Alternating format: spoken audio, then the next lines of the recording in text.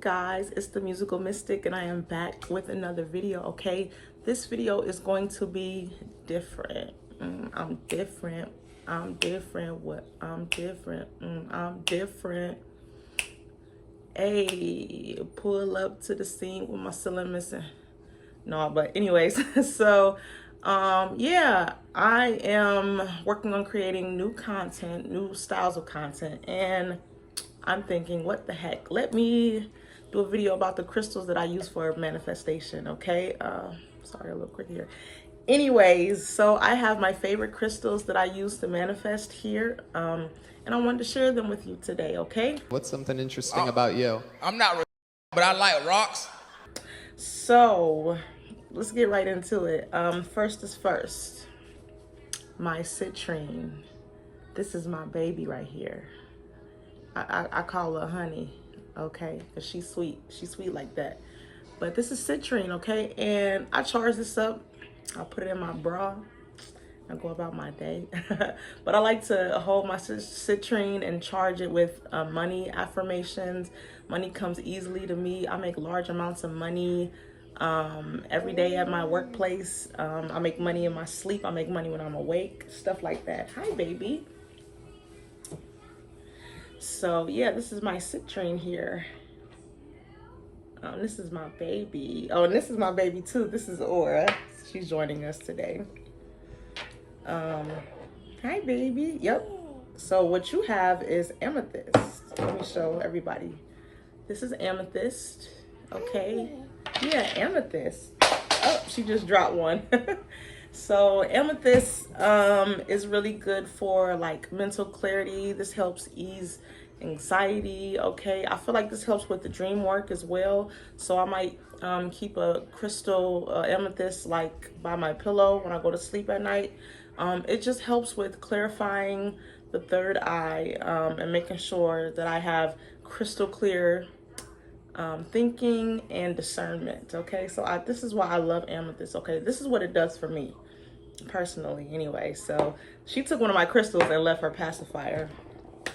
So what else do I have here? Oh, I have this baby right here. This is clear quartz. Specifically, this is Lemurian starseed quartz, okay? So for those of you guys who watch my reading, you know that I do resonate with the starseed energy, okay? I consider myself a Venetian starseed, okay? But I also feel like I had incarnations on Sirius as well, but that's for another video, okay? But they say with this stone, like you can rub your fingers against the stone and it will help unlock memories of Lemuria or like unlock higher wisdom and ancient knowledge, okay? So this is my baby right here. Actually, this is the second one that I had. I had one that came on a necklace, but I don't know where. Like my crystals, they come and go, okay? Like when I need them, they'll be right there for me, and then I lose them. And then I will find them again like, oh, where have you been? They'd be like, hey, you ain't need us right now, so we dipped out. We go where we need it, okay? I have another stone. My daughter has it, but it's hypsynth. I think it's pronounced hypsynth or hypersynth. Yeah, but it's a beautiful, shiny, it's a small stone, but it has like ridges on it similar to the Lemurian starseed quartz. It's a beautiful stone. It's supposed to help you manifest like large amounts of money. They call it the millionaire stone. So I'm not really sure what that means, but I do have businesses that I run. So I do a lot of money work, okay? A lot of energy work when it comes to finances, the inflow of money, okay? So that's why I really like my stones that help me stay focused, that help me kind of, you know, get in the zone, you know? Get in the zone, auto zone. Oh, anyways, child. So yeah, that's pretty much it for the crystals that I have so far. I have a few others that I might show in another video. Also, I have my crystal ball here. So I'm thinking about doing scrying messages through my crystal ball. So quick story time before I end my video. I discovered that I had a gift for scrying when I was a little kid, probably like 3 or 4. I wouldn't say 3 or 4, maybe like 5 or 6. All I know is I would visit my dad, right? And he had this big black dresser, okay?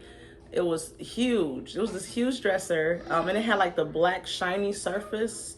Like it was like a mirrored surface on the drawers, okay? So I would lay in my bed and just kind of stare at this for a long time, and I would see images dance across it. People's faces, different scenarios would play, and I would just be like, wow, I could, maybe I had an overactive imagination.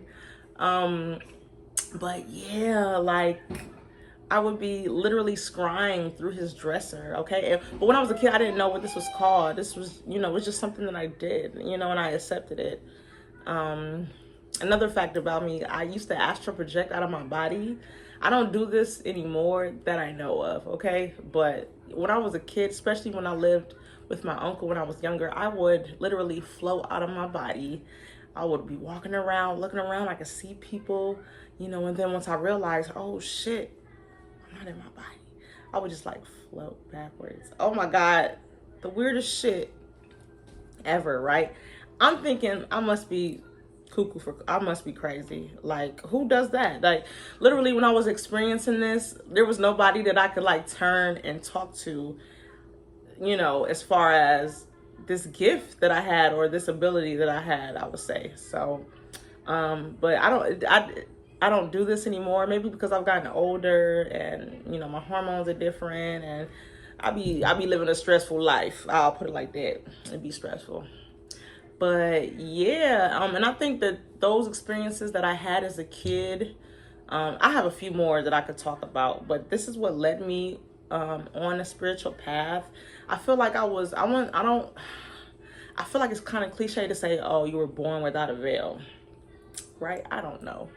But what I do know is that I've had like supernatural experiences as a little kid that I cannot explain. And there was nobody that I would tell my uncle, I'm seeing like people with their head wrapped in my room. Like there's this lady that's coming to me at my bedside. She has a white wrap on and white clothing, and she's smiling at me, and then she just disappears, and my uncle will be like, yeah, you might need to see a school therapist. So, they didn't understand it because they've never experienced something like that. But like it always stuck with me. And as I got older, my gifts kind of fell away. I was sort of afraid of them. I couldn't explain them. I couldn't control them. So it was something that I sort of suppressed for a long time, until my father passed away. And I feel like maybe I've gotten some of these gifts from my father's side of the family, which is why it happened that way.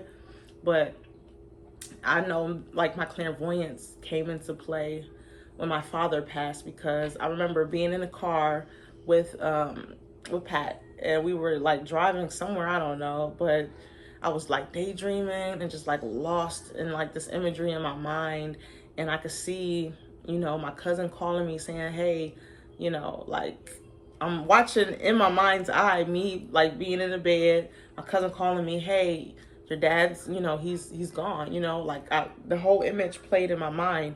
And then like a few months later, it actually happened, right? There was nothing I could do about it. Like when something like that happens, it's like, what do you do with that information? So it's like, I would have these experiences, and because I couldn't explain them, and I didn't know how to navigate them, then it's like I kind of like ran away from them, But of course, like if you're a child, or you get these gifts out of nowhere, and you're just like, what the hell? What the helly?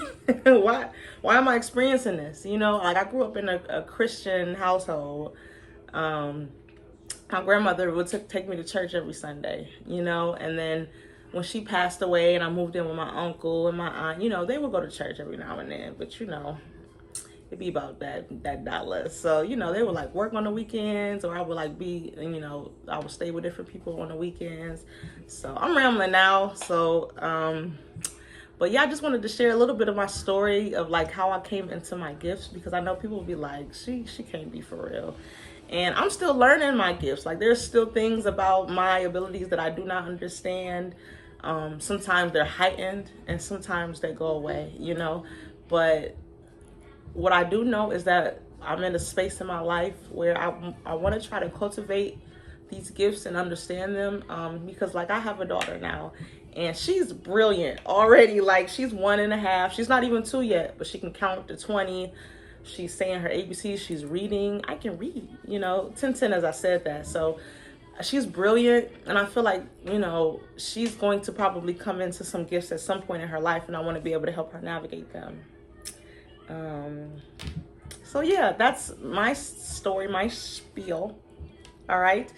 Thank you for watching my video on crystals. Okay, like I said, I'm new at content creating, so I didn't want to do a perfect video. I just wanted to do something that I can put in my editor and like, cut up and, see what I can do with and give to you guys. So thank you so much for watching. And if you like my video, please subscribe to my channel and help me grow. As I'm so grateful to be meeting new people on YouTube, and I hope to continue to grow my channel, and I appreciate the love and support. All right, so I'll leave it there until next time. Peace.